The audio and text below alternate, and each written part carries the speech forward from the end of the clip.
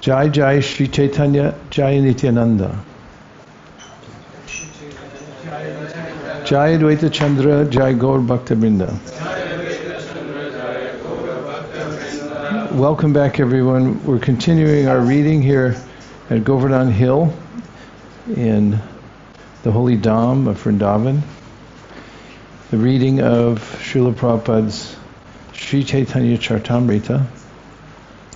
We're on the Madhya Lila, Chapter 7, the Lord's Tour of South India. And we'll begin today at texts 131 and 132. While on his tour, Sri Caitanya Mahāprabhu would spend the night at a temple or on the roadside. Whenever he accepted food from a person, he would give him the same advice he gave the Brahmana named Kurma. He adopted this process until he returned to Jagannath Puri from his South Indian tour. Thus I have described the Lord's behavior elaborately in the case of Kurma. In this way you will know Sri Chaitanya Mahaprabhu's dealings throughout South India. Thus, Lord Sri Chaitanya Mahaprabhu would remain at night in one place, and the next morning after bathing he would start again. When Sri Chaitanya Mahaprabhu left, the Brahmana Kurma followed him a great distance, but eventually Lord Chaitanya took care to send him back home. There was also a Brahmana named Vasudeva, who was a great person but was suffering from leprosy. Indeed, his body was filled with living worms. Although suffering from leprosy, the Brahmana Vasudeva was enlightened. As soon as one worm fell from his body, he would pick it up and place it back again in the same location. Then one night Vasudeva heard of Lord Chaitanya Mahaprabhu's arrival, and in the morning he came to see the Lord at the house of Kurma. When the leper Vasudeva came to Kurma's house to see Sri Chaitanya Mahaprabhu, he was informed that the Lord had already left. The leper then fell to the ground unconscious. When Vasudeva, the leper Brahmana, was lamenting due to not being able to see Sri Chaitanya Mahaprabhu, the Lord immediately returned to that spot and embraced him. When Sri Chaitanya Mahaprabhu touched him, both the leprosy and his distress went to a distant place. Indeed, Vasudeva's body became very beautiful to his great happiness. The Brahmana Vasudeva was astonished to behold the wonderful mercy of Sri Chaitanya Mahaprabhu, and he began to recite a verse from Srimad Bhagavatam touching the Lord's lotus feet. Kwaham daridra papiyan, kwa Krishna Sri Niketanaha, Brahma Panduriti Smaham, Bahubhyam Parirambita. He said, "Who am I, a sinful poor friend of a Brahmana? And who is Krishna, the Supreme Personality of Godhead, full in 6 opulences? Nonetheless, he has embraced me with his 2 arms." This verse was spoken by Sudama Brahmana in Srimad Bhagavatam 1081:16 in connection with his meeting Lord Krishna. The Brahmana Vasudeva continued, "O my merciful Lord, such mercy is not possible for ordinary living entities. Such mercy can be found only in you. Upon seeing me, even a sinful person goes away due to my bad bodily odor. Yet you have touched me. Such is the independent behavior of the Supreme Personality of Godhead." Being meek and humble, the Brahmana Vasudeva worried that he would become proud after being cured by the grace of Sri Chaitanya Mahaprabhu. To protect the Brahmana, Sri Chaitanya Mahaprabhu advised him to chant the Hare Krishna mantra incessantly. By doing so, he would never become unnecessarily proud. Sri Chaitanya Mahaprabhu also advised Vasudeva to preach about Krishna and thus liberate living entities. As a result, Krishna would very soon accept him as his devotee. Purport: although Vasudeva Vipra was a leper and had suffered greatly, still, after Sri Chaitanya Mahaprabhu cured him, he instructed him to preach Krishna consciousness. Indeed, the only return the Lord wanted was that Vasudeva preach the instructions of Krishna and liberate all human beings. That is the process of the International Society for Krishna Consciousness. Each and every member of this society was rescued from a very abominable condition. But now they are engaged in preaching the cult of Krishna consciousness. They are not only cured of the disease called materialism, but are also living a happy life. Everyone accepts them as great devotees of Krishna, and their qualities are manifest in their very faces. If one wants to be recognized as a devotee by Krishna, he should take to preaching work, following the advice of Sri Caitanya Mahāprabhu. Then one will undoubtedly attain the lotus feet of Sri Krishna Caitanya, Lord Krishna himself, without delay.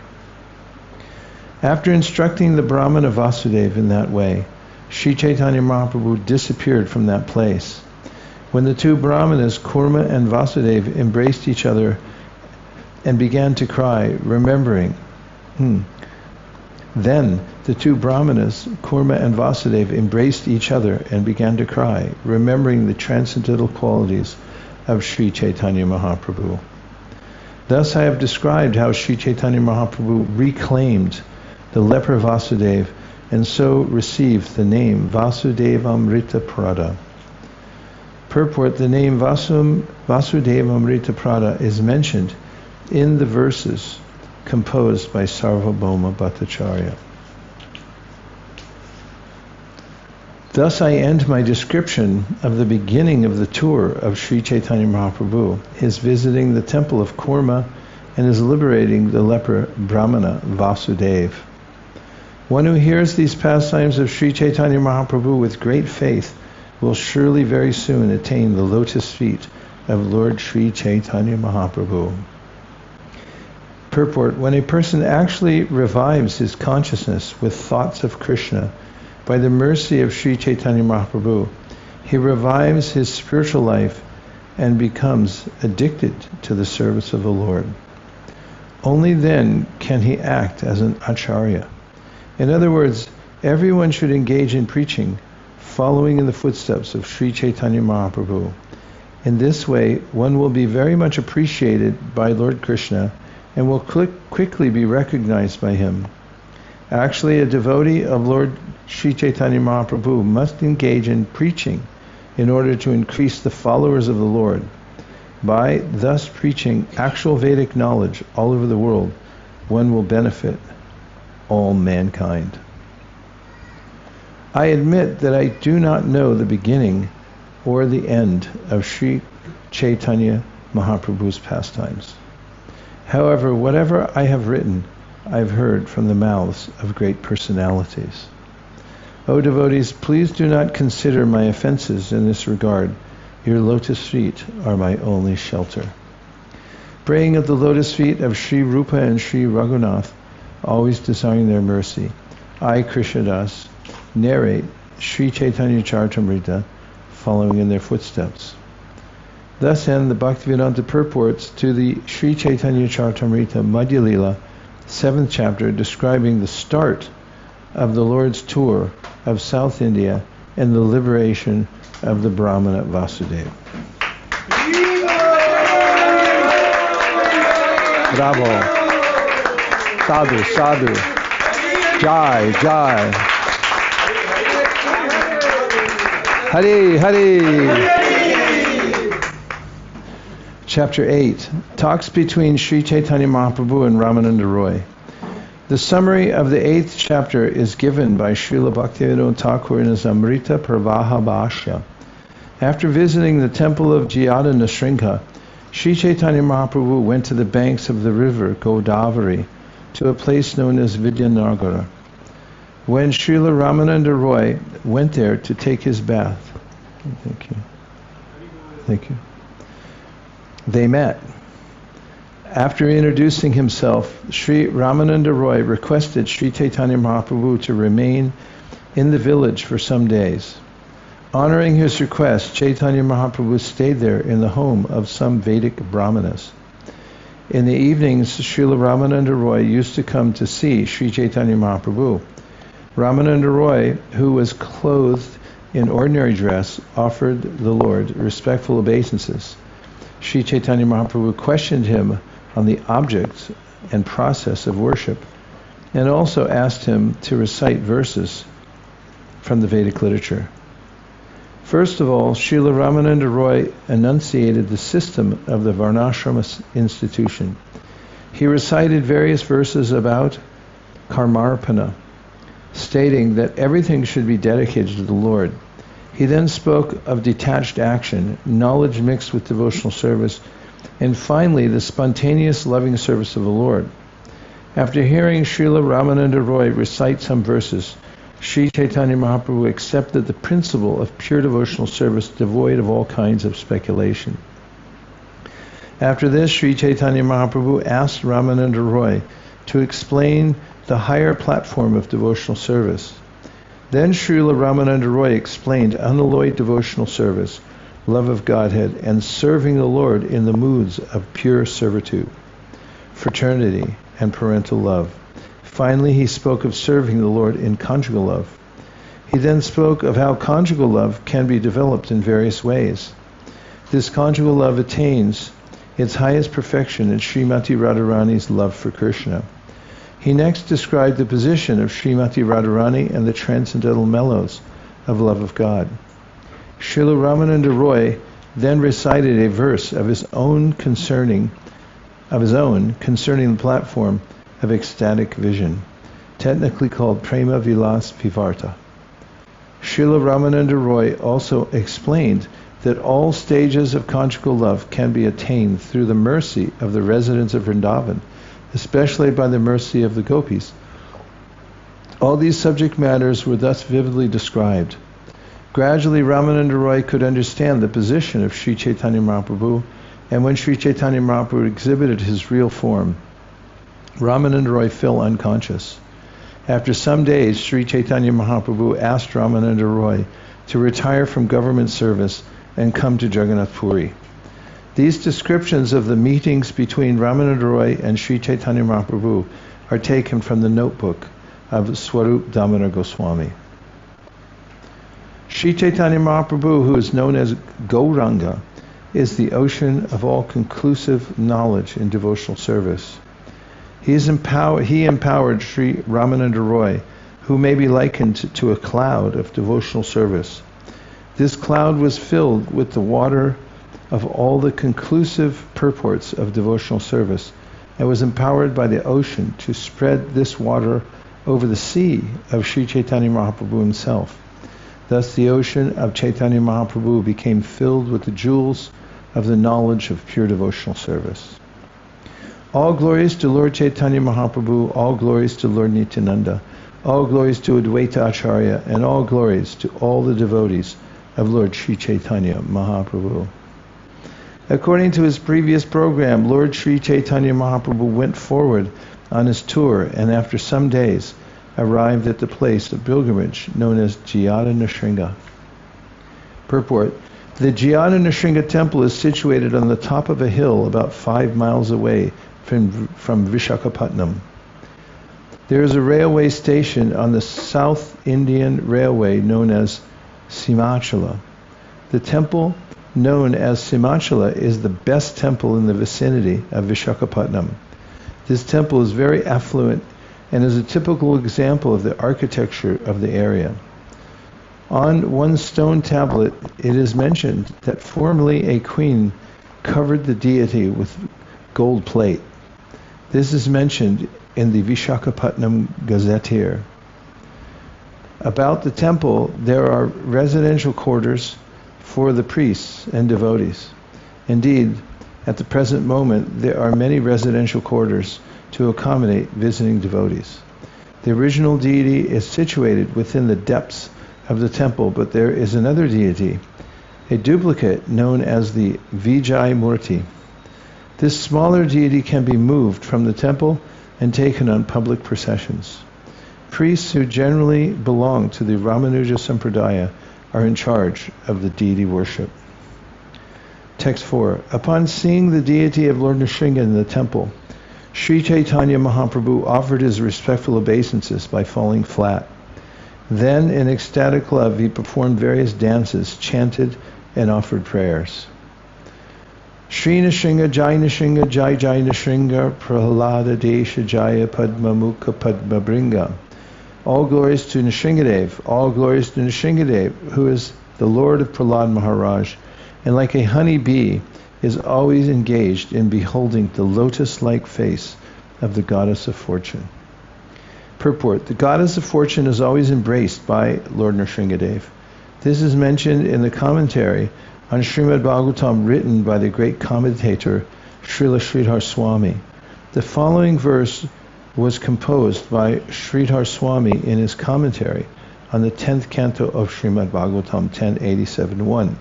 Vagisha yasya vadane lakshmi yasya chavakshasi yasyaste hridaye sambit tam nrsinga maham bhaje. Lord Nrsingadev is always assisted by Saraswati, the goddess of learning, and he is always embracing the goddess of fortune to his chest. The Lord is always complete in knowledge within himself. Let us offer obeisances unto Nrsingadev. Similarly, in his commentary on the first canto of Srimad Bhagavatam 1.1.1, Sridhar Swami describes Lord Nrsingadev in this way: Prahlada hridaya ladam bhaktya vidya vadaranam sharadindurachim bande parindra harim. Let me offer my obeisances unto Lord Nrsingadev, who is always enlightening Prahlad Maharaj within his heart, and who always kills the nescience that attacks the devotees. His mercy is distributed like moonshine, and his face is like that of a lion. Let me offer my obeisances unto him again and again. Ugropyanugravayam sapaktanam rakeshari keshari vasapotanam anyesham ugavikramaha. Although very ferocious, the lioness is very kind to her cubs. Similarly, although very ferocious to non-devotees like Hiranyakashipu, Lord Nrsingadev is very, very soft and kind to his devotees like Prahlad Maharaj. This verse was composed by Sridhar Swami in his commentary on the 7th canto of Srimad Bhagavatam 791. In this way, Lord Sri Caitanya Mahāprabhu recited different verses from the Shastra. The priest of Lord Nrsingadev then brought garlands and the remnants of the Lord's food and offered them to Sri Caitanya Mahāprabhu. As usual, a Brahmana offered Sri Caitanya Mahāprabhu an invitation. The Lord passed the night in the temple and then commenced his tour again. The next morning, in the great ecstasy of love, Lord Sri Caitanya Mahāprabhu started on his tour with no knowledge of the proper direction, and he continued the whole day and night. As previously, Sri Caitanya Mahāprabhu converted to Vaishnavism many people he met on the road. After some days, the Lord reached the banks of the river Godavari. When he saw the river Godavari, the Lord remembered the river Jamuna, and when he saw the forest on the banks of the river, he remembered Sri Vrindavan Dham. After performing his usual chanting and dancing for some time in this forest, the Lord crossed the river and took his bath on the other bank.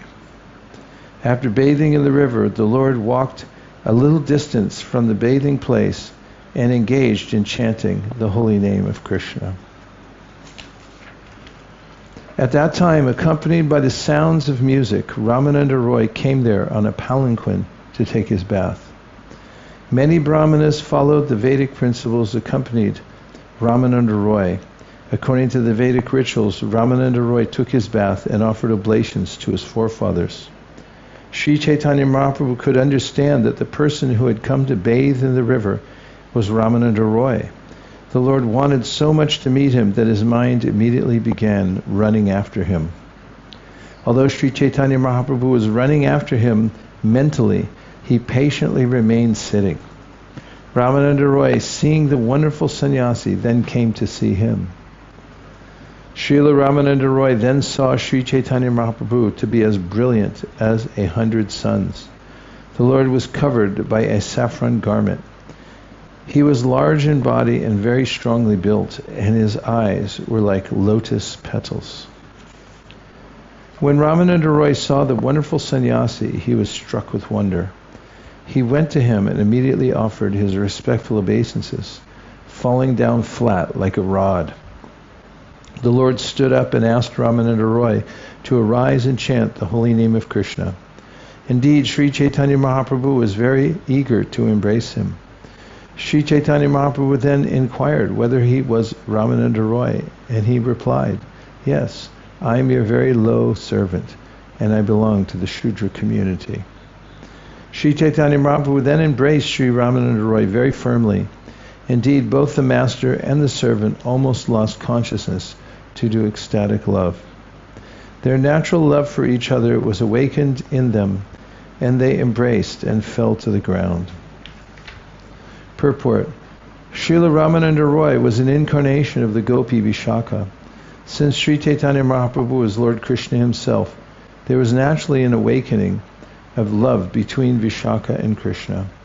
Sri Krishna Caitanya Mahaprabhu is the combination of Srimati Radharani and Krishna, and the Gopi Vishaka is the principal Gopi assisting Srimati Radharani.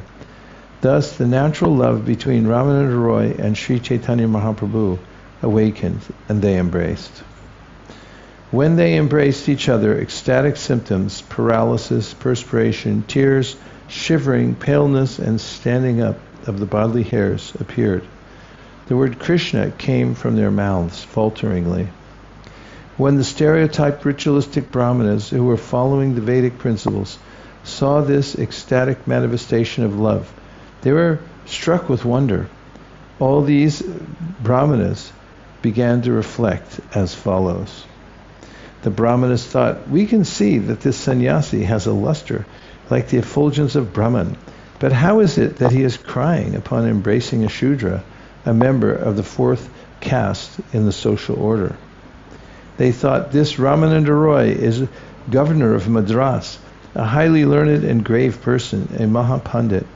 But upon touching this sannyasi, he has become restless like a madman."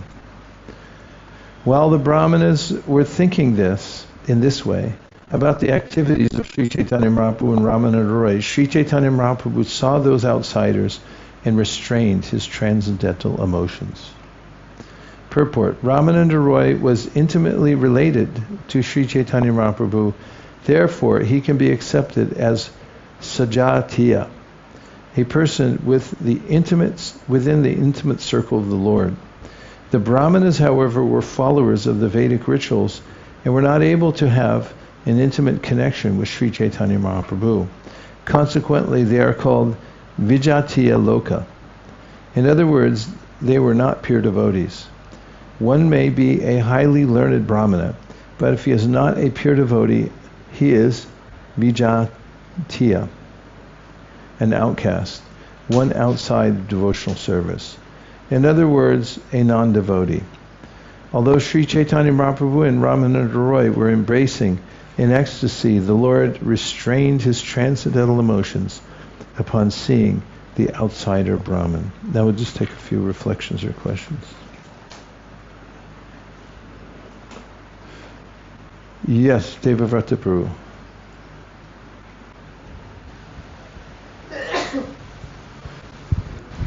Bless you. This last chapter, before the meeting with Ramananda Roy, chapter 7, I thought is full of so many wonderful lessons in preaching. Obviously, there's the direct instructions of Caitanya Mahaprabhu speaking to the Kurma Brahmana, but also Mahaprabhu's behavior in relationship to Vasudeva Vipra. How he's a leper, or leper Vasudeva, and he wanted to meet Caitanya Mahaprabhu, but Caitanya Mahaprabhu had just passed, and then when Mahaprabhu understood that he wanted to meet him, Mahaprabhu made it a point to go back and meet the leper Vasudeva. So I was just thinking in our own preaching how that has to be the mood, that we have to be willing to go out of our way in order to give people the opportunity for them to be connected. If that core sincerity is there, the preacher should be willing to do whatever it takes in order to allow that sincerity to materialize itself on a practical level. What an excellent point. Thanks for extracting that from that pastime. Well done. Sadhu, sadhu. Anyone else? Mukadavind.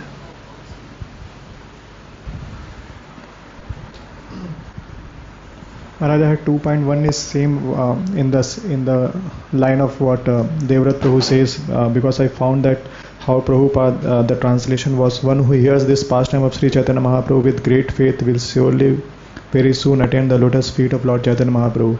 And in the purport, Prabhupada gave the practical way of what is the meaning of attaining the lotus feet, and then he emphasized that the preaching in order to increase the followers of the Lord, and by preaching actually Vedic knowledge all over the world, one will benefit all the mankind. So he gave the practical meaning of what is, in my understanding, that what is the what is the meaning of having faith, and what is the faith arouse, and what is the practical connection of that faith who has got the shelter of Chaitanya Mahaprabhu. So I was just appreciating Prabhupada's genius to make something very practical, the things that looks a little. What is it? So do you feel like it's a good idea to preach Krishna consciousness all over the world? Yes, if you want to. Hari Hari! And one thing I appreciate, Maharaj, about the verses that Chaitanya Mahaprabhu himself personally recited, so I can see that how he has himself gone through all Sridhar Swami's commentary and then remembered that verses, and then at the appropriate time recited that verses. And thank you for bringing these verses to ISC. Because of your grace, we got these verses to recite in ISC. Well, the thing about adding verses to your daily repertoire, one thing is, anything you do every day you might get used to and take for granted. So it's helpful when you add other verses sometimes to some places, in that it's different. It makes a variation, some slight variation. I'm not advocating for changing the morning program, but when you can add some variation and also take time to discuss what we're reciting by rote every day. Because when you do something every day by rote, you might not be aware of what you're even saying. And my father used to work in a repertory theater when he was in college. And he said that the producer would have the actors come on stage off cue, or they would say lines that were different from what was in the actual play. Because in repertory theater, you do the same play over and over again, sometimes for a year or more. And in order for the troupe to not get used to it, he would have them always be aware that anything could happen. Someone might come in stage left instead of stage right. Or someone might say a line that wasn't in the script. And that was by design to keep everybody aware. So it can be helpful when we do daily routines. And also, the more we can add significant verses and opportunities to recite things on a daily basis, you get used to it after a while. And it's like when you put a frog, not that I've ever done this, but it's just a thought experiment. You put a frog in a pan of water and you turn it up gradually, then the frog doesn't notice it until it's too late. If you put him in abruptly into hot water, he'll jump right out. So in a similar way, as we continue to add little aspects of verse recitation or extra bhajan to our program, at a certain point you may notice that it's significant and a significant increase, but it's so gradual that you don't notice that it's happening. But the other byproduct is that you just notice by adding these types of verses that are important to certain rituals that we do regularly, that you know them. Like everybody from ISV knew the verse this morning, right? Tvayupa bhukta shraganda vasalang kara charchita utishta bhojino dasas tavamayam jayam, because we say it every time before prasadam. And what to speak of these verses, Vagisha yasya varane lakshmi yasya chavakshasi, etc., because we added them on. Okay, what else? Any other reflections? Looking at outside people's party, and it looks like we have several takers. Hare Krishna, Guru. Fight it out amongst yourselves. Hare Krishna, Guru Maharaj. Hare Krishna Vamsuli. Guru Maharaj, something we read just now reminded me of a common objection that people give on the book distribution. Sometimes we give books or we invite the people to the temple and they say, Jab Bhagavan ka bulava aayega. That means when the Lord will call, then we will come to the temple, then we will take Bhagavad Gita. But that's not true for them because the Lord is always calling. And here I was seeing how Lord Chaitanya has a strong desire to meet Ramananda Rai. And it's not that the Lord ran after Ramananda Rai, but Ramananda Rai himself became present to take to give audience to Lord Chaitanya. But the people's objection is not right because they're not pure devotees like Ramananda Raya. So this is something I was contemplating. Maybe I'm not exactly putting in the right words. Please correct me if I'm wrong. Will you just tell them that? What do you think, you're Ramananda Roy?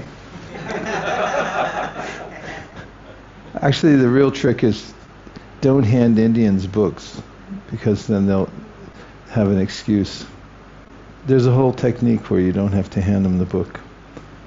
Don't hand them anything. First tell them what you're doing and ask for a donation. Then after they give the donation, which they're more than happy to do, then give them the book afterwards. Okay, you already know that. There was two more in the outside people's party. Hare Krishna Guru Maharaj. This is from our online audience.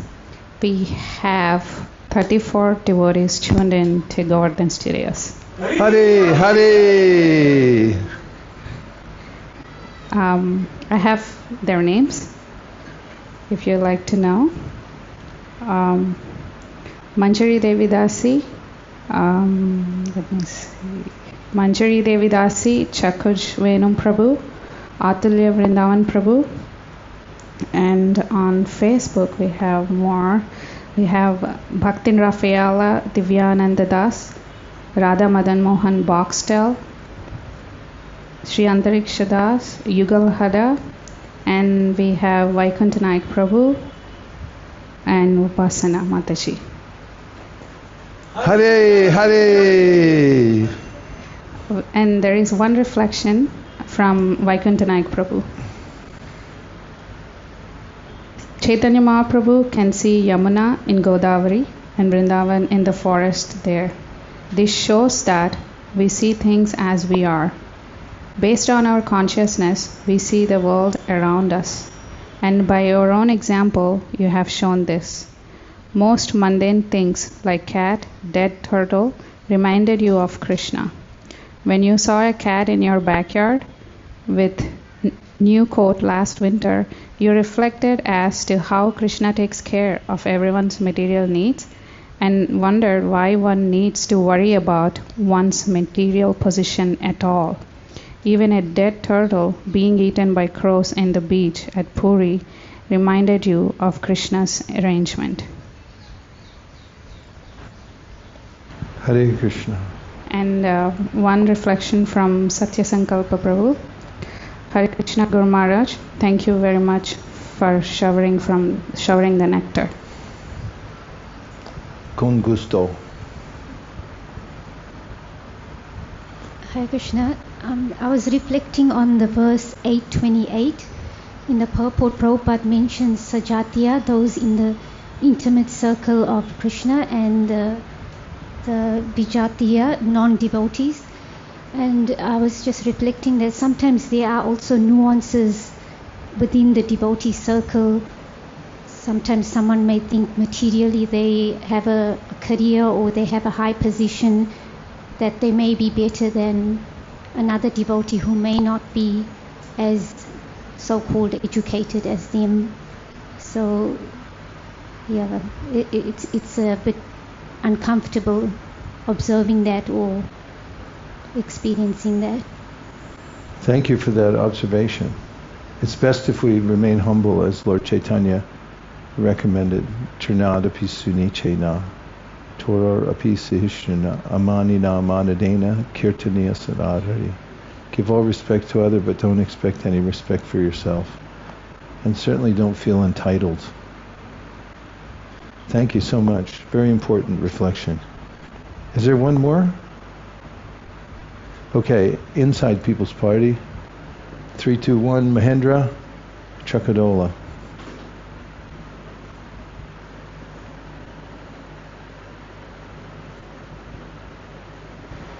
I like the verse Mahāprabhu gave to the instruction he gave to Vasudeva when he was worried that after receiving the mercy and becoming beautiful, he can become proud. And Mahāprabhu said, Kabu tomar na hoibe abhiman nirantara koho tumi Krishna Krishna now.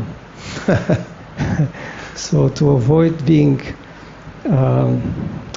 you become never unnecessarily proud if you chant constantly Hare Krishna mantra. So besides Hari Hari, there is also Krishna Krishna. Krishna Krishna Nam. Thank you very much. Hare Krishna Guru Maharaj. I was reflecting on this point that how to Lord devotional service is more important than caste and creed. Like Brahmanas were also there, but Lord Chaitanya Mahaprabhu, he embraced Ramananda Rai, and the Brahmanas were wondering why Chaitanya Mahaprabhu is embracing Ramananda Rai. Although from material point of view he belongs to some Shudra caste. Yeah, Chaitanya Mahaprabhu set that stage for those who would follow the Bhagavatam and the Bhagavad Gita and see that all qualification is based on the sincerity in the heart of the devotees.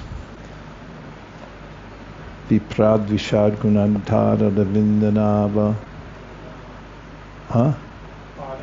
Padada Vinda Vimukashva Pacham Varishna Manye Chad Arpita Mano Vachane Hitartha Pranam Punati Sakulam Natuburi Mana Hirata Hunanda Pulunda Pulkasha Abhirashumba Yavana Kasadaya Yene Shapapa Yarapashraya Shraya Shrujanti Tasmai Prabhavishnave Namaha Vidya Vinaya Sampanne Brahmane Gavihastani Shuni Chaiva Shapakecha Pandita Samadarshinaha.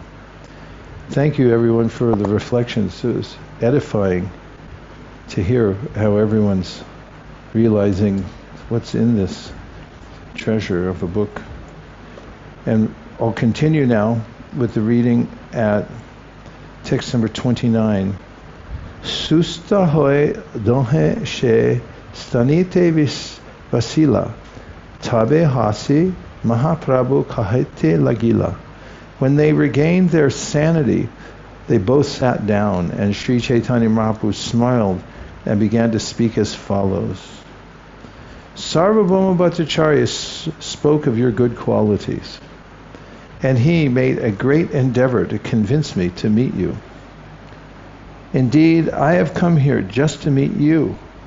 It is very good that even without making an effort, I've gotten your interview here.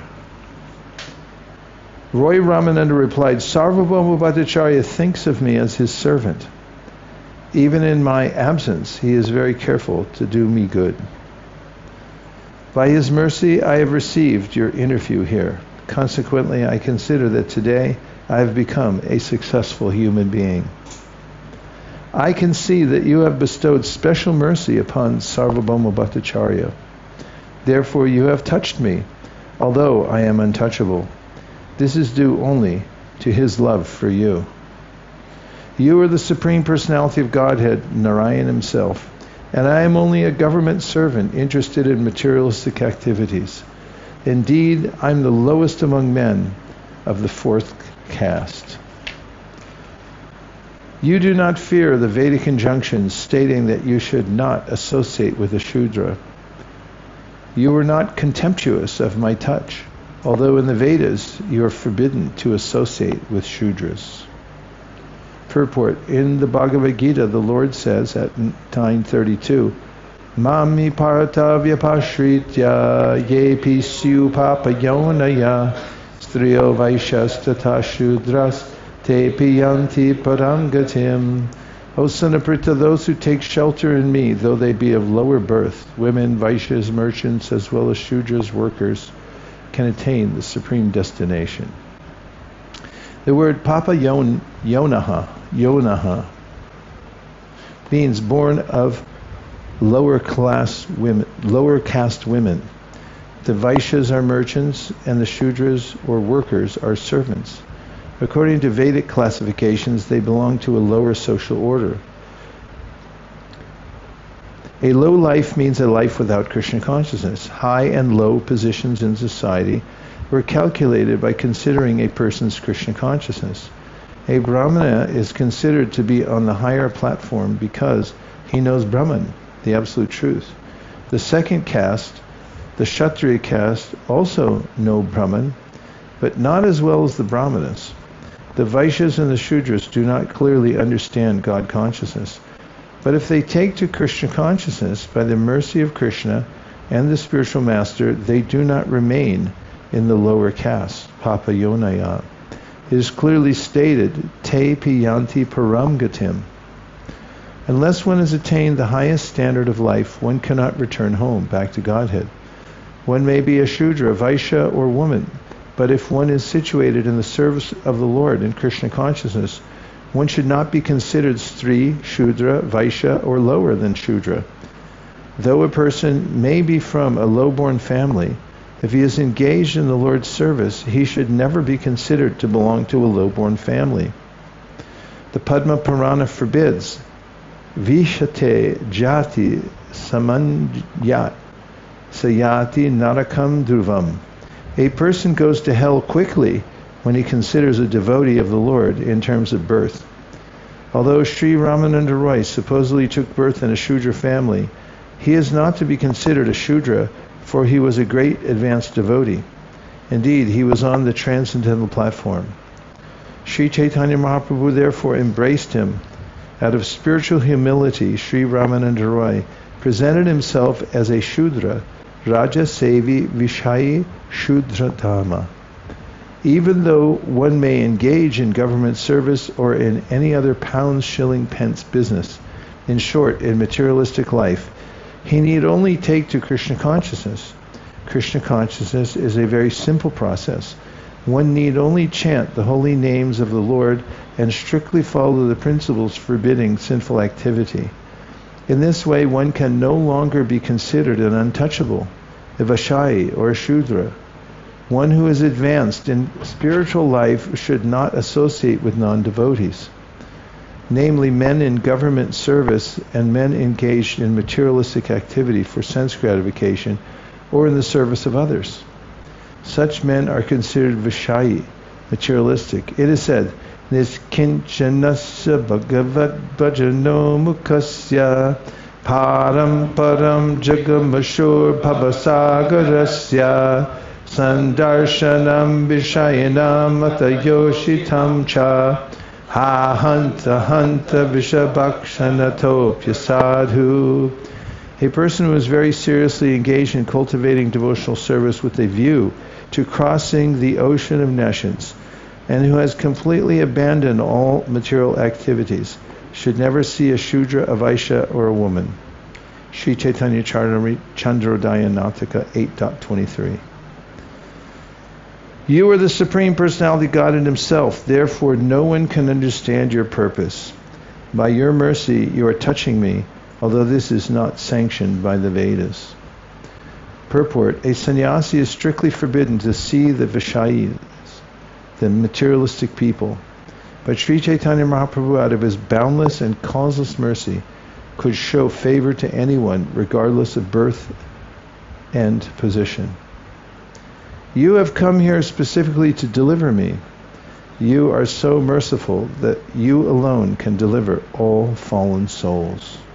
Sri Narottam Das Thakur sings in his prarthana, Shri Krishna Chaitanya Prabhu Doya Karamare Toma Vina Ke Dayalu Jagat Samsare Patita Pavana Hetu Tava Avatar Mo Sama Patita Prabhu Ma Paive Ar.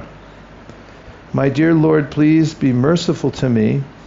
Who can be more merciful than your lordship within these three worlds? You appear as an incarnation just to reclaim the conditioned fallen souls. But I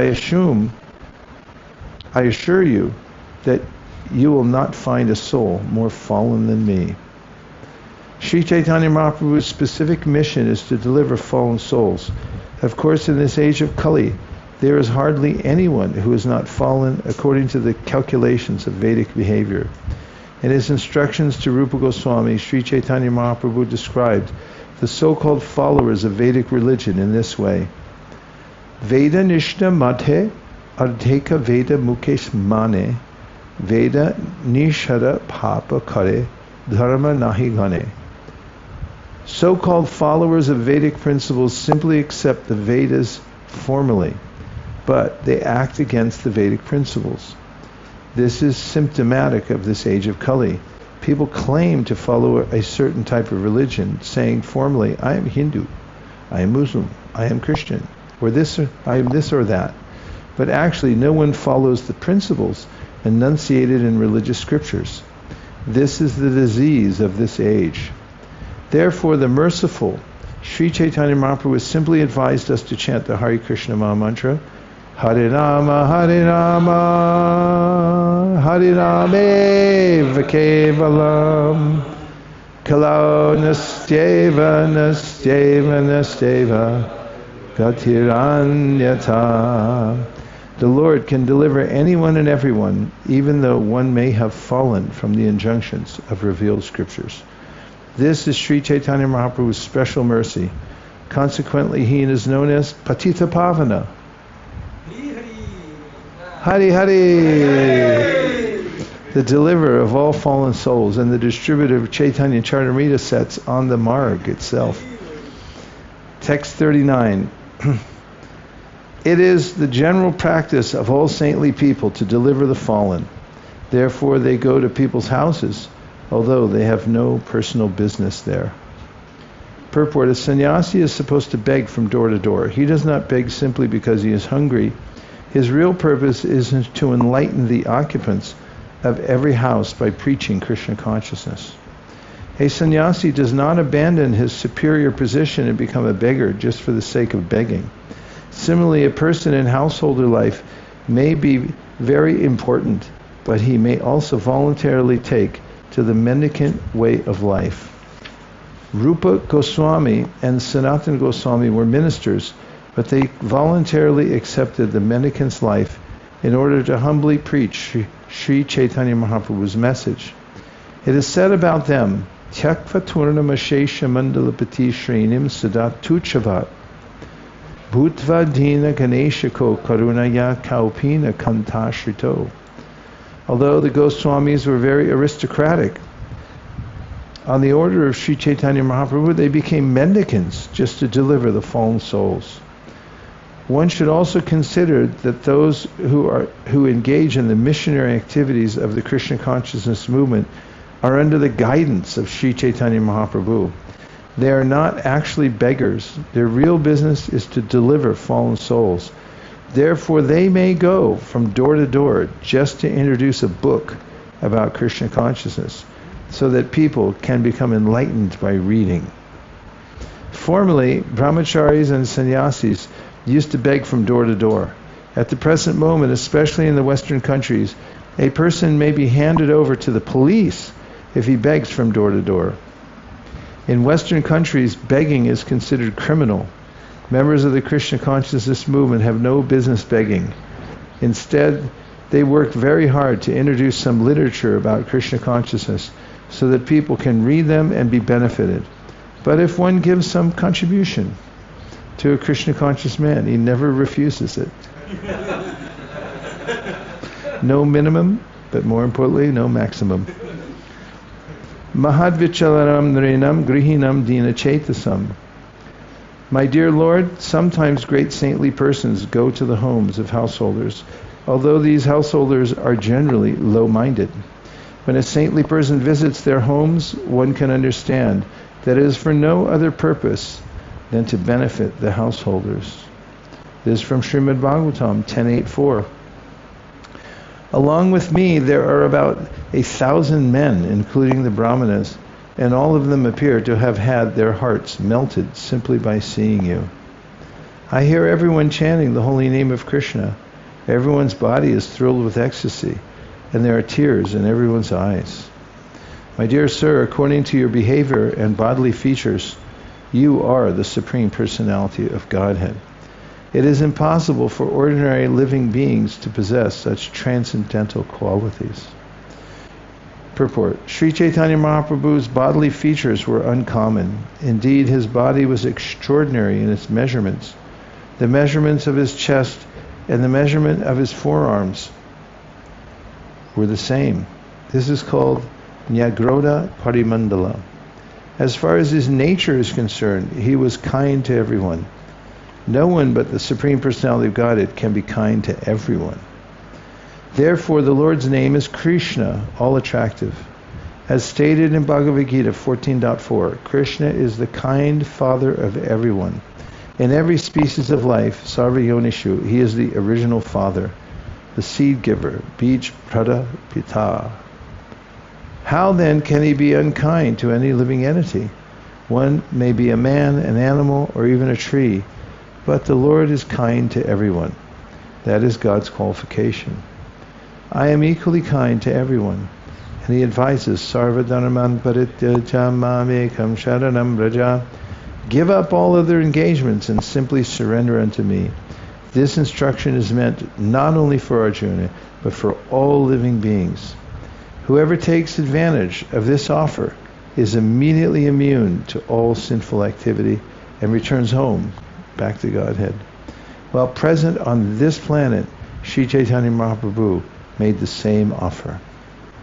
The Lord replied to Ramananda Roy, Sir, you are the best of the topmost devotees.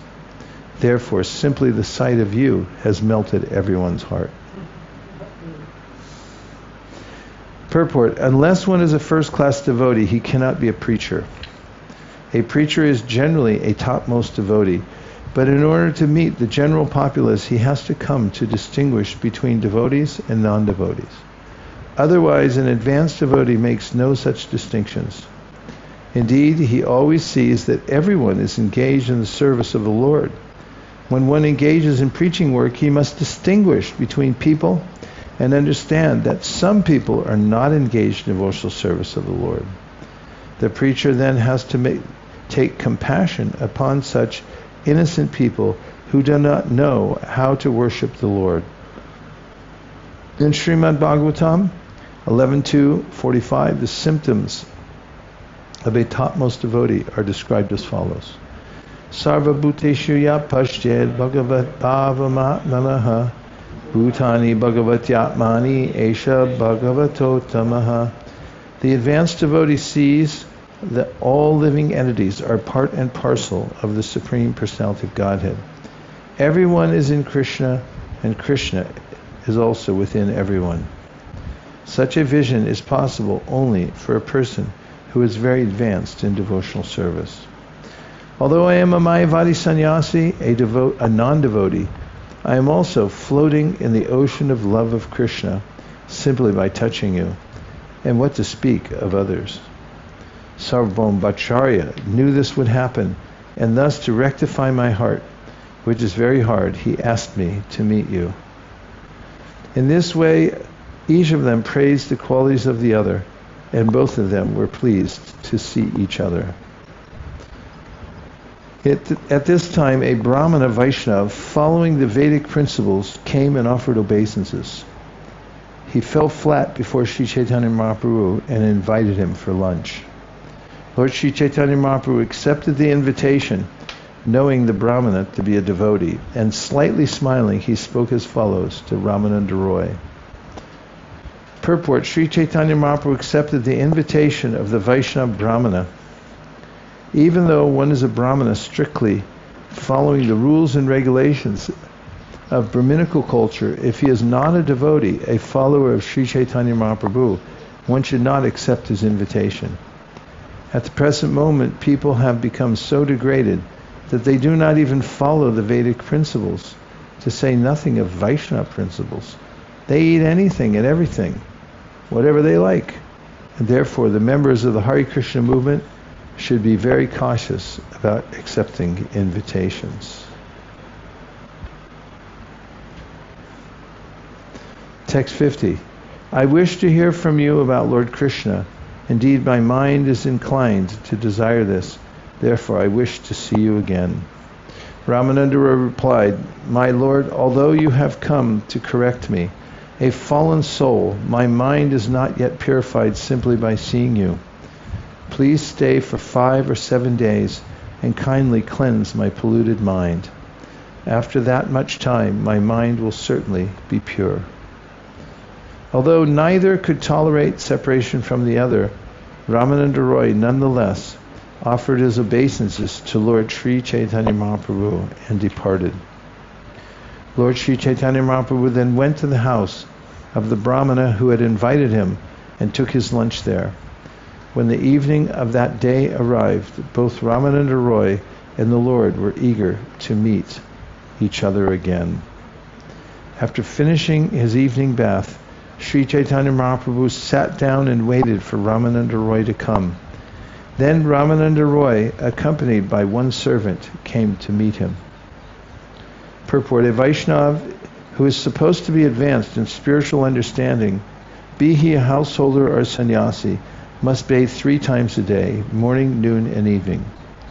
When one is engaged in the service of the deity, he must especially follow the principles of the Padma Purana and take regular baths.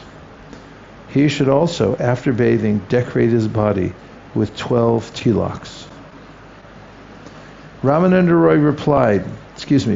Roy approached Lord Sri Caitanya Mahāprabhu and offered his respectful obeisances, and the Lord embraced him. Then they began to discuss Krishna in a secluded place. The word rahastane, in a secluded place, is very significant. Talks about Krishna and his pastimes, especially his pastimes in Vrindavan and his dealings with the gopis, are all very confidential. They are not subject matter for public discussion because those who have no understanding of the transcendental nature of Krishna's pastimes always commit great offenses.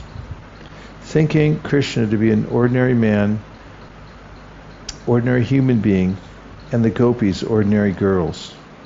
Following the principle of Lord Sri Caitanya Mahāprabhu, who never discussed the dealings between Krishna and the gopis publicly, devotees in the Krishna consciousness movement are enjoined not to discuss the pastimes of Lord Krishna in Vrindavan in public. For the general public, Sankirtan is the most effective method to awaken Krishna consciousness. If possible, one should discuss the principles enunciated in the Bhagavad Gita. Sri Caitanya Mahāprabhu followed this principle very strictly and discussed the philosophy of the Bhagavad Gita with learned scholars like Sarvabhauma Bhattacharya and Prakashananda Saraswati.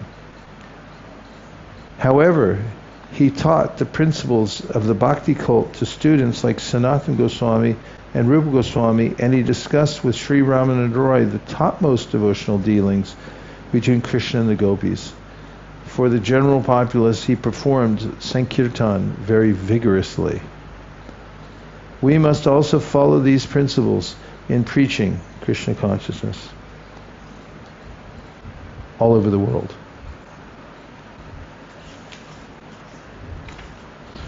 Sri Caitanya Mahaprabhu ordered Ramananda Roy, recite a verse from the revealed scripture concerning the ultimate goal of life. Ramananda Roy replied, if one executes the prescribed duties of his social position, he awakens his original Krishna consciousness. Purport. In this connection, Sri Ramanujacharya states in the Vedartha Sangraha, where? That devotional service is naturally very dear to the living entity. Indeed, it is life's goal. This devotional service is supreme knowledge, or Krishna consciousness, and it brings detachment from all material activity. In the transcendental position, a living being can perfectly acknowledge the superiority of serving the Supreme Lord. The devotees attain the Supreme Lord only by devotional service. Having such knowledge, one engages in his occupational duty. And that is called Bhakti Yoga. By performing Bhakti Yoga, one can rise to the platform of pure devotional service. A great saint, the father of Srila Vyasadeva, Parashara Muni, has specifically mentioned that devotional service to the Lord can ultimately be awakened in human society by discharge of duties in accordance with the Varnashram system. The Supreme Personality of Godhead instituted Varnashrama Dharma to give human beings a chance to return home back to Godhead. The Supreme Personality of Godhead, Lord Sri Krishna, who is known in the Bhagavad Gita as Purushottama, the greatest of all personalities, personally came and declared that the institution of Varnashrama Dharma was founded by him. As stated in the Bhagavad Gita 4.13, Chaturvanyam maya shristam gunakarma vibhagasha tasya kartaram apimam vidya kartaram avyayam. Elsewhere in the Bhagavad Gita 18:45-46, the Lord says, Sway sway karmanya birata samsiddhim labate nara sakarma nirata siddhim yata vindati tashrinu yata pravritir bhutanam yena sarvam idam tatam sakarma natam abhyarcha siddhim vindati manava. Human society should be divided into 4 divisions: Brahman, Kshatriya, Vaishya, and correct. And everyone should always engage in his occupational duty. The Lord says that those engaged in their occupational duty can attain perfection simply by rendering loving devotional service to the Lord while executing their particular duty. Actually, the modern ideal of a classless society can be introduced only by Krishna consciousness. Let men perform their occupational duties and let them give their profits to the service of the Lord. In other words, one can attain to the perfection of life by discharging one's occupational duty and employing the results in the service of the Lord. This method is confirmed by great personalities like Bodhayana, Tanka, Dramita, Guhadev, Kapardi, and Baruchi. Who? Who do you have? Bodhayana, Tanka, Dramita, Guhadev, Kapardi, and Baruchi. They were all very much dedicated to discharging occupational duty and employing the results in service of the Lord. It is also confirmed in the Vedanta Sutra. Varnashrama charava ta purushena parapuman Vishnu aradyate panta nanyat toshakaranam. The Supreme Personality of Godhead, Lord Vishnu, is worshipped by the proper execution of prescribed duties in the system of Varnashrama, Varna and Ashrama. There is no other way to satisfy the Supreme Personality of Godhead. One must be situated in the institution of the 4 Varnas and Ashrams. So should we stop there, leave it at that? Keep going? Yes. Say more. If I know more, say more. This is a quotation from the Vishnu Purana 389, as stated by Srila Bhaktivinoda Thakur in his Amrita Pravaha Bhashya. The purport is that one can realize life's perfection simply by satisfying the Supreme Personality of Godhead. This is also confirmed in Srimad Bhagavatam. Ata pumbir dvija shreshta vardashrama vibhagasha swanavistista siddharmasya samsadir haritoshanam. O best among the twice-born, it is therefore concluded that the highest perfection one can achieve by discharging the duties prescribed for one's own occupation according to caste divisions and orders of life is to please the personality of Godhead. Every man should perform his occupational duty in the light of his particular tendency. According to his abilities, one should accept a position in the Varnashrama institution. The divisions of Brahmana, Kshatriya, Vaishya, and Shudra are natural divisions within society. Indeed, everyone has a prescribed duty according to the Varnashrama Dharma. Those who properly execute their prescribed duties live peacefully and are not disturbed by material conditions. The spiritual orders, brahmacharya, grihastha, vanaprastha, and sannyas, are called ashramas. If one executes his prescribed duty in both the social and spiritual orders, the Supreme Personality of Godhead is satisfied. If one neglects his duties, however, he becomes a transgressor and a candidate for a hellish condition. Actually, we see that different people are engaged in different ways. Therefore, there must be divisions according to work. To attain perfection, one must make devotional service the center of life. In this way, one can awaken his natural instincts by work, association, and education. One should accept the varnashrama divisions by qualification, not by birth. Unless this system is introduced, human activities cannot be systematically executed. The Brahmanas are the intellectuals who can understand the Supreme Personality of Godhead. They are always engaged in the cultivation of knowledge. It does not matter whether one is born in India or outside India. Those who are naturally very heroic and who tend to rule over others are called kshatriyas. Those who tend to produce food by agricultural methods, protect cows and other animals, and engage in trade are called vaishyas or merchants. Those who are not sufficiently intelligent to be Brahmins, Kshatriyas, or Vaishyas are required to serve a master and are called Shudras. Thus, everyone can engage in the service of the Lord and awaken his natural Krishna consciousness. If a society does not function according to such natural divisions, the social orders become degraded. The conclusion is that the scientific method of varnashrama dharma should be adopted by society. Text 59. Prabhu kahe, eho haya, age kaha aro, roir kahe, krishna karmarpana sarva sadhya saro. The Lord replied, "This is external. You had better tell me of some other means." Ramananda Roy replied, "To offer the results of one's activities to Krishna is the essence of all perfection." Text 60. Yat karoshi yadashnashi yasjuhosi dadasi yat yat tapasyasi kaunteya tat kurushva madarpanam. We'll take reflections or questions. Oh, it's Navina Nirada. He's right next to me. Go ahead. Hare Krishna. It's very instructive to see how Chaitanya Mahaprabhu showed by his own example that is a culture of taking guidance and following the good advice of esteemed Vaishnavas. So first he took the permission to leave for South India tour, and then he took Sarvabhauma's advice to meet Ramananda Roy.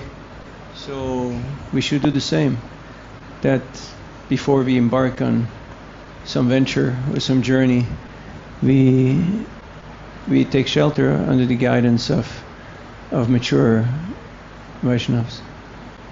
What an excellent point. It's a culture of guidance. And Mahāprabhu showed the example. Nice examples too you gave. Okay, let's see who's next. Mahendra Prabhu. The point about Sankirtan, Prabhupada mentioned that for the general populace, that's for everyone, Sankirtan. And devotees, only devotees, advanced devotees can discuss the pastimes of Krishna in Vrindavan. And I just thought that it's such a perfect method, the Sankirtana. It's just working for everyone. It's not that those who are advanced, they stop Sankirtan, or they say, oh, that's only for the outsiders. Because that's the process that gives prema. That prema sampach jalane swayam drag. Sanatana Goswami says, by Navan Sankirtan, which is the chief method of kirtan, prema is very quickly awoken. So that's the devotees, that's the way that they enter into the pastimes, so they can understand, also by Nama Sankirtan. By Nam Sankirtan. Yeah. So it's And for being everyone. careful about not speaking the intimate pastimes in public. Yeah. He said you could talk about Bhagavad Gita, General principles. general principles, and do Mm. Harinam Sankirtan, give prasadam.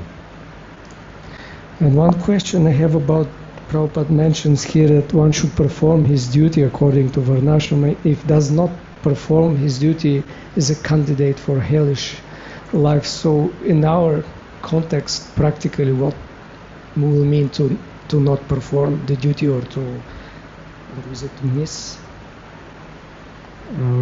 neglect his duties? Well, you should become a sannyasi and preach, be Brahminical and preach Krishna consciousness. And if you don't do that, it would be a transgression and everyone would be disappointed. Because it's your nature, right? So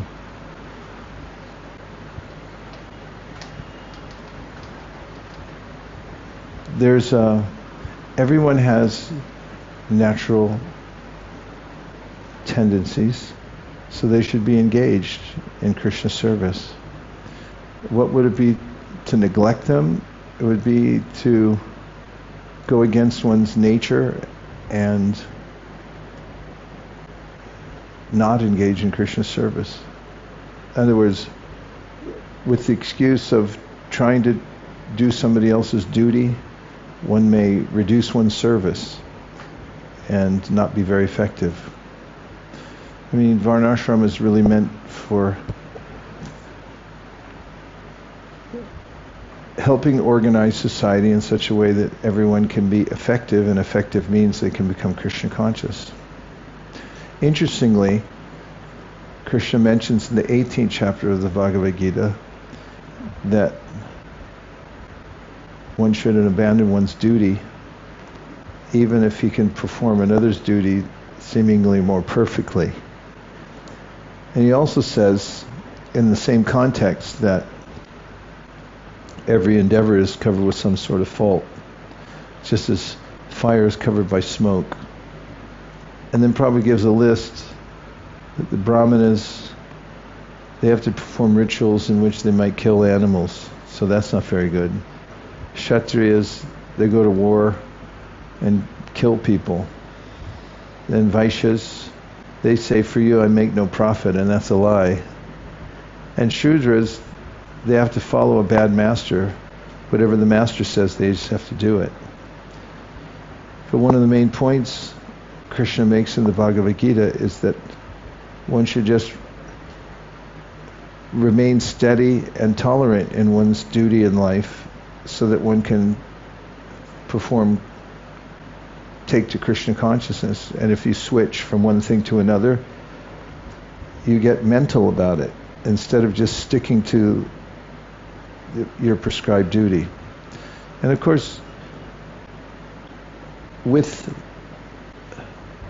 the modern jumble that is modern society, in which it's difficult to tell exactly what people's natures are. We have some directives from Prabhupada about reestablishing Varnashrama. What I've noted is when there's actually a structure for raising children from the very beginning in the principles of Krishna consciousness, for instance in Gurukul, and having good association and getting trained in all the principles, it becomes more obvious. It's not as much of a jumble. So if we have that, it may be easier to understand, it will be easier to understand how people can take to a particular duty, be steady in it, and make advancement in Krishna consciousness. Let's see if there's other reflections. Madhav.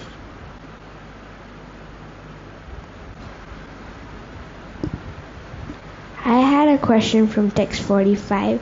where Ramananda Rai says, although I'm a Mayavadi sannyasi, but he was a Mayavadi sannyasi, like Sarvabhauma Bhattacharya realized after he became a devotee about Ramananda Rai. So how come it says that although I'm a Mayavadi sannyasi?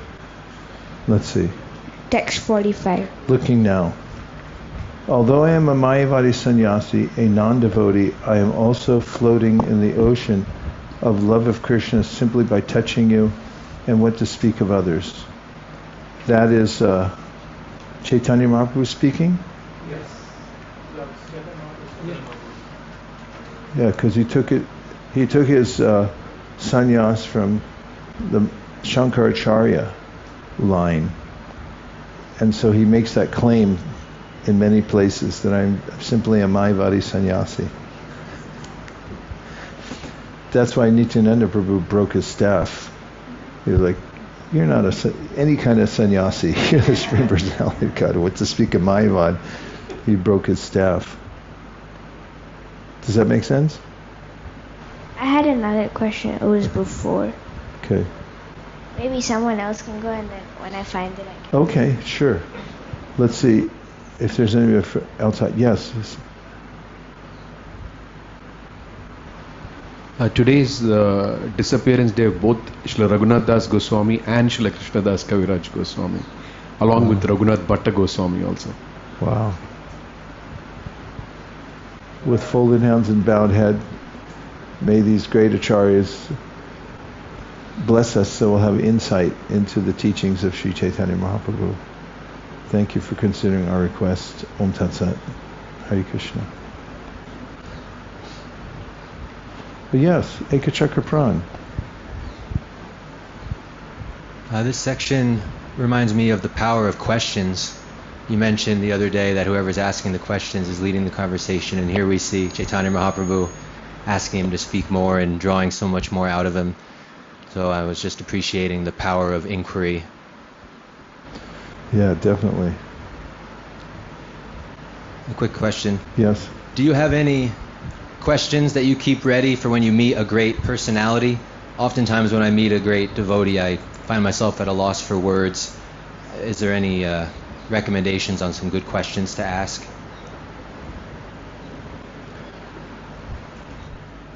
I think it's more spontaneous. I don't keep them necessarily on a list or something, but when somebody speaking and whose presence Paramatma inspires me to think this person could probably answer the question, that I remember what it is or in the context that they're saying, but no, I don't keep a list. I mean, there are several places you notice all these flags. Some of them are extraordinary points that need more explanation. So I have those. But in some of the books, there's so many tags, then they become irrelevant because almost every point is covered. So you just have to depend on spontaneity and think to ask. Thanks for asking. Tree Shop. Hare Krishna Prabhu. Prabhu, to your point, I just thought that in Bhagavad Gita, Krishna says, Pariprashnena Seveya. So, just remembering that, it's a way to open up and learn from the other person, like Pariprashnena, by having that mindset that, just asking a question with the humility maybe, and service attitude is going to open up and, have the person shower knowledge on me. So maybe that's the attitude, and automatically I think question can appear with that attitude, maybe. I get sometimes they give a class and someone will raise their hand and say, I've asked a lot of people this and I've been thinking this for a long time, and now I'm going to ask you what your opinion is. No pressure. Okay. Yes, please go ahead. Hare Krishna Guru Maharaj. Maharaj, I was reflecting on the Varnashram re-establishment and Prabhupada emphasizing a lot in Bhagavad Gita and here also. And I was reading one of the conversations that Prabhupada had in Washington DC, and a person asked him that as per my ashram, as per my intuition, can I decide to become a sannyasi? As per my intuition, can I decide to become a grihastha? And Prabhupada was very clear that you cannot decide based on your intuition, because that's still what you have spent or experienced, you're reflecting on that. Whereas if you want to establish and follow one ashram, you should reach to a guru or a Vaishnava. Prabhupada was very clear in stating that out in that conversation. So I thought I'll reflect on that. Don't self-prescribe. Yeah.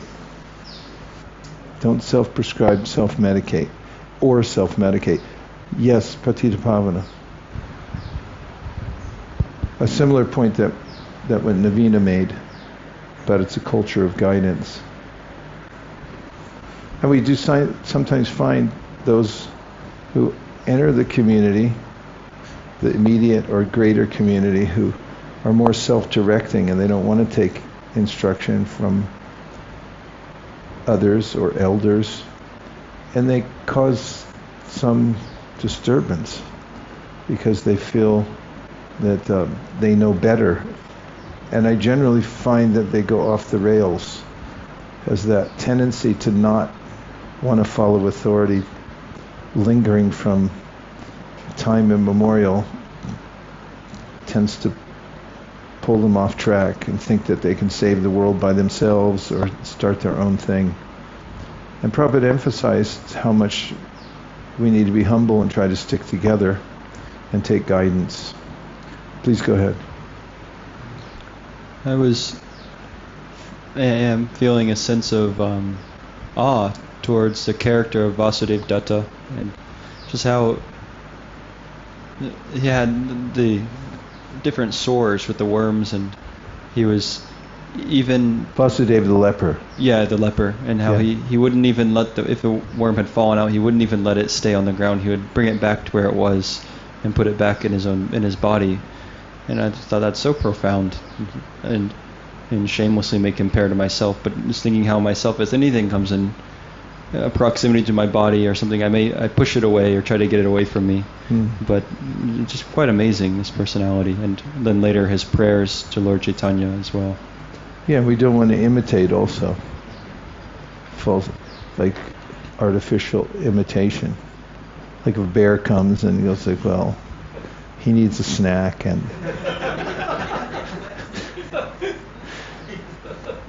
well, the Vasudeva of Vasudeva and Devaki, when Kamsa's threatening to kill his sister, he mentions that one's first duty is to try to stay alive, protect the body as far as possible, because you need it. So that's there also. Yes, Madhav Founder's question. I think in text 37 in the purport also it says that but Sri Chaitanya Mahaprabhu, out of his boundless and causeless mercy, could show favor to anyone regardless of birth and position. And also Ramananda Raya was in the government position and all, but he met him, but he refused to meet King Prataparudra. Well, for a little while he refused to meet him. But it's a good point. It's a fair point, because Ramananda Roy was a politician, and at that time Chaitanya Mahaprabhu was eager to meet him, but by context he was inspired to do so. And actually Sarvabhauma Bhattacharya extracted a promise from him. They said, okay, you're going to leave, but promise me one thing, that you'll meet with Ramananda Roy. So he was primed for that. And with Prataparudra, he extended him an extraordinary amount of mercy, but as is mentioned in the text itself, he wanted to publicly show the etiquette that a sannyasi shouldn't associate with a king. It's a very nice, interesting point you caught there. Thank you. And now we're going to, we have a couple more. Nitya Tarangani, please go ahead. Yes, Guru Maharaj. We have more people join online from We have our own Adriraj Das and Chetan and Vaibhav. Preeti Purna Mataji. And there are a couple of reflections and questions from them. The first one is from Preeti Purna Mataji. Her question is, are brahmanas not favorable to devotees many times because it threatens their livelihood? Sometimes devotees lack kindness in their dealings and may be insensitive, which leads to some differences. That sounded like two different things. Yes, those who are of the Brahmana caste may feel threatened by devotees. That was abundantly apparent in the case of the Brahmanas who took exception to Srila Bhaktisiddhanta Saraswati Thakur's preaching. It's a natural psychological, sociological phenomena that those in positions of power, would speak of absolute power, tend to want to hold on to it. It's called Michel's laws, iron laws of oligarchy. That even well-intentioned people, once they're given some power, they tend to consolidate the power rather than do good for other people. And you can see in religious systems throughout history, people who are given the top spot often then forget that they were supposed to do something for other people, and they just try to hold on to their little niche, their little chip in the game, and they don't want to lose it. And so when a reformer like Srila Bhaktisiddhanta comes along, and that's what happened, he was saying what Caitanya Mahāprabhu said. It's like, you don't have to give huge donations to these brahmanas to get some ritual done. You just have to chant Hare Krishna. And he also flipped everything on its head because he has kiba vipra kiba nashi shudra konanoi ye Krishna tapa veta se guru hoy. Knowledge is available to everybody, and if you become a conversant in it, then you can also become a guru. And so the Smarta Brahmins tried to kill Srila Bhaktisiddhanta. They attacked him. So yes, that happens. They can become envious. And the second part, I didn't see how it was connected, but could you read that second part again? Yes. Sometimes devotees lack kindness in their dealings and may be insensitive, which leads to some differences. I don't know about some differences, but devotees should be very kind and considerate in their dealings, leave everyone with a good impression. Be a kind friend to all living beings, and impeccable in speech and in dealing with others. That's the hallmark of a devotee. If one has to speak directly about a philosophical point, that's another point. But as Prabhupada said, when the devotees first came to India, that is the Western devotees, and they were assailed by many people asking them, what do you think of this Swami, what do you think of that Swami? And when they asked Prabhupada, how should we address these questions, Prabhupada said, assail the philosophy and not the person, no ad hominem, meaning that don't say, oh, such and such Swami is bogus, but say, Prabhupada taught him to say, what's his philosophy? And then talk about the philosophy, not the person. That's just an example of how one should be sensitive, even while opposing or pointing out the flaws in somebody's thinking process. You should be very careful. So devotees should not be insensitive. A devotee is very sensitive. If somebody's insensitive, there's something wrong.